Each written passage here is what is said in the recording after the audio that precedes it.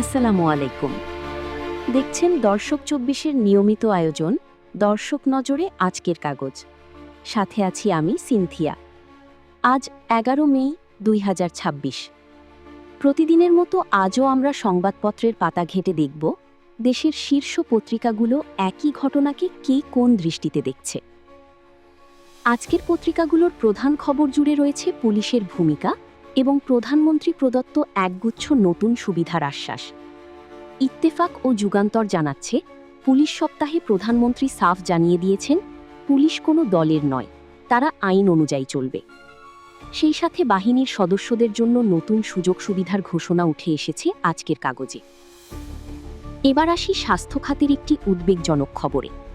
কালের কণ্ঠ ও ইত্তেফাক জানাচ্ছে, দেশে হামে শিশু মৃত্যুর সংখ্যা আশঙ্কাজনকভাবে বাড়ছে। ইত্তেফাকের তথ্যমতে মৃত্যুর সংখ্যা ৪০৯ হলেও কালের কণ্ঠ বলছে মৃত্যুর প্রকৃত সংখ্যা ৫০০ ছাড়িয়ে গেছে। একই সাথে উপকূলীয় অঞ্চলে সুপেয় পানির তীব্র সংকটের খবরও আজ সংবাদপত্রের পাতায় গুরুত্ব পেয়েছে। অর্থনীতির পাতায় আজ বড় খবর রূপপুর পারমাণবিক প্রকল্প নিয়ে।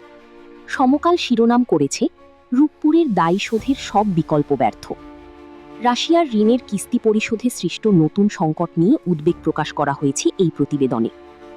অন্যদিকে যুক্তরাষ্ট্রের বাজারে পোশাক রপ্তানিতে বড় ধরনের ধাক্কার খবর দিয়েছে কালের কণ্ঠ। রাজনীতির মাঠে বইছে ভোটের হাওয়া। যুগান্তর ও নয়াদিগন্ত জানাচ্ছে, আসন্ন স্থানীয় সরকার নির্বাচনে মাঠ দখলে মরিয়া রাজনৈতিক দলগুলো। জামায়াতে ইসলামী তাদের প্রার্থী তালিকা প্রায় চূড়ান্ত করে ফেলেছে। আবহাওয়া বার্তায় জানানো হয়েছে, সামনের জুনেই দেশের রেকর্ড পরিমাণ তাপমাত্রা বাড়ার সম্ভাবনা রয়েছে। প্রিয় দর্শক, আজকের পত্রিকাগুলোতে রাজনীতি, স্বাস্থ্য ও অর্থনীতির একটি মিশ্র ছবি ফুটে উঠেছে। আজকের মতো দর্শক ২৪-এর এই আয়োজন এখানেই শেষ করছি। প্রতিদিন সকালে সংবাদপত্রের সারসংক্ষেপ ও বিশ্লেষণ পেতে সাবস্ক্রাইব করুন দর্শক ২৪। দেখা হবে আগামীকাল। ভালো থাকুন।